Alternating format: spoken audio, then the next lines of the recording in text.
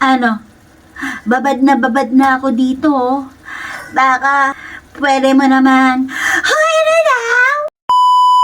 Hello mga ka-Ems! Walang pasok ang mga bata kasi may... meron ngayon na? Ba't kayo walang pasok? Lakas ang hangin at ang daming lightning. Oh, yun daw, ganun. Sa Cavite. Siyempre, malamig ang panahon ngayon. Umuulan. Sakto, may nabili ako ng isang araw. Yung bubot ng sampalok. Ibang lugar hindi pinapansin yung, di ba? Meron akong sous chef. Iba hindi pinapansin yung flower buds or yung mga dahon ng sampalok. Sa ibang lugar, may pakinabang. Kagaya ng lulutuin ko ngayon na sinampalukang manok. Ganito yung tsura niya. Flower buds. Ito yung hindi magulang na dahon ng sampalok. Yan. Huhugasan ko lang muna yan. 20 isang supot nito. Bihira lang to nung may nagtitinda nito kasi syempre panapanahon din to, 'di ba? Ganyan siya. Pilian natin yung mga ganito. Kasi matigas yan eh. Hugasan ko lang to mga 2 beses. So ito na siya. Pwede na namang hindi na siya hiwain, pero ako gusto ko yung maliliit. Kasi may mga sanga-sanga din kasi to, medyo matigas din, 'di ba? Matinik naman sa lalamunan. Alam nyo, una ko natikman ang sinampalukang manok nung college pa ako. Niluto to ng papa ng aking beshi, kumare, / classmate na si Nadia. Sarap na sarap ako kasi ang nakasanayan ko lang kasi sa nilalagyan ng sabaw ng manok o luto ng manok ay yung tinola. Diba? Yun ang kilala ko. Kaya nung natikman ko to, kakaiba sa ko, refreshing. Shout out nga pala sa family ni Nadia ng aking beshi. Tagaytay, Rizal! Shout out. Bait ng family nila. Ako yung nila ampon. Nakakamiss sila nanay tsaka si tatay. Parang topping sa pistachio cake ang atake. Kamatis, optional lang to.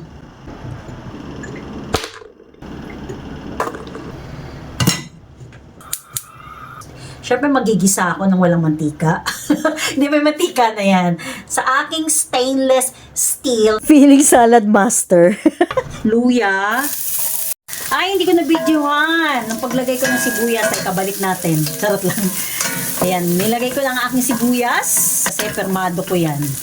Pa-translucent na ang sibuyas, ilalagay ko na ang bawang. Inuuna ko talaga ang sibuyas. Sabi ko nga dati, pag gusto mong manamis-namis ng konti ang inyong niluluto, unahin mo yung sibuyas.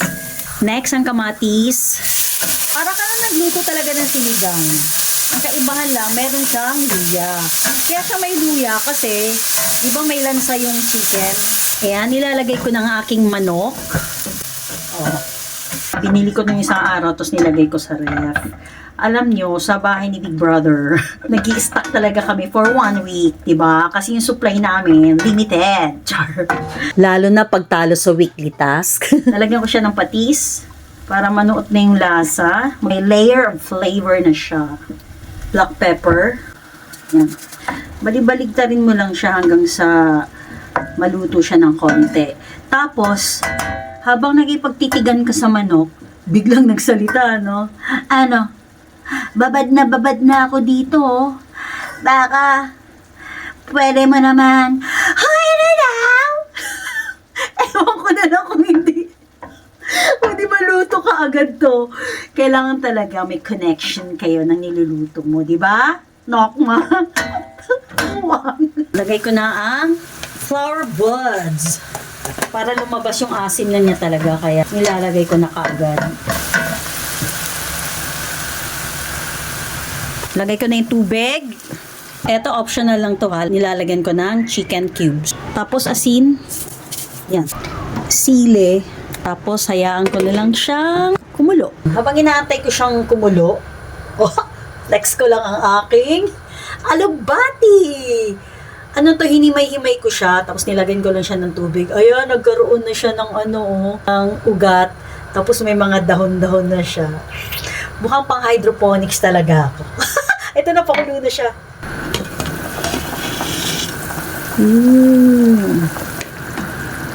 Mabilis lang yung maluto. Yan ang kagandahan pa chicken, di ba? Lalagyan ko siya ng sinigang mix. Galing akong dali kanina, try ko nga tong Kulina sinigang mix nila. Kung maasim ba talaga. Try ko lang kung gaano kaasim tong ano, yung Kulina. Atake yung asim! Naglalaban siya sa asim.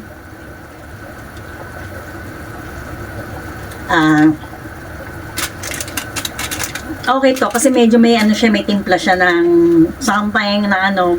Pero ito, sobrang asim talaga. Try ko na lang para maiba naman.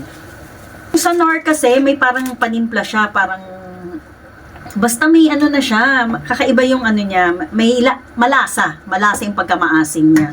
Ito, sobrang asim talaga. Kala mo suka. Ganun. Pure na ano lang talaga siya, basta maasim siya. Optional lang naman kasi yung ano, yung mga sinigang mix. Kailangan din kasi ng support ng sinigang mix kasi lalo na mahilig ka sa maasim talaga na sinigang, go ka doon. Pero pag hindi naman, gusto mo na yung natural ano lang, go din. Walang pumipigil sa'yo. May freedom tayo. May democratic country tayo, bayot. Lalagay ko na yung sitaw at okra. Pwede nyo lagyan ng labanos, pero hindi ko na nilagyan kasi mahal ang labanos ngayon eh. Tsaka, ayoko rin ng amoy utot ngayon. Sorry, labanos. Basta ganon. Pwede nyo rin lagyan ng kangkong. Pero okay na yan kasi mawawala kasi yung essence ng pagiging ano, di ba? Sinampalukang manok pag na-cover na siya ng kangkong. Kailangan kasi makita natin yung mga ganyan-ganyan, no? Yung parang pistachio kineme. Flex natin yan. Siya ang bida ngayon eh. Di ba? Kaya, pass mo na tayo sa kangkong. Yun ang ano nila, kakaiba sa sinampalukan sa sinigang. Yan. Ang sarap! Ang sarap, di pa nga natikman. O-eh! O-eh!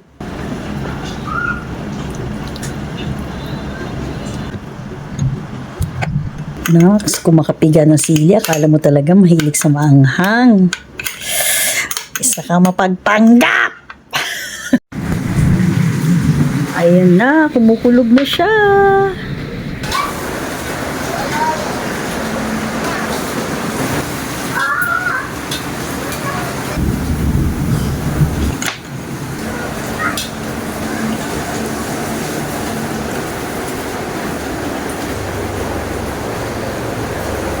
Kain!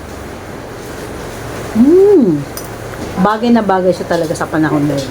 Bagay na bagay talaga siya sa panahon ngayon. Masyado mababa yung camera ko. Naalala ko tuloy yung Taytay days ko. Na-miss ko tuloy si tatay, si nanay, yung Victor family. Shout out nga pala ako sa beshi ko na si Nadia, tsaka si Ate Nedy. Siyempre sa kumpare kong si Paring Boyet. Hello sa inyo. Support nyo naman yung salawal ni Pablo, guys. Sa kanila yun eh. May ano sila dun sa Taytay Tiangge ba yun? Ang marerate ko talaga dito, I'm sure. Babad na babad. Yun lang. Thank you for watching, guys. Stay safe. Bye!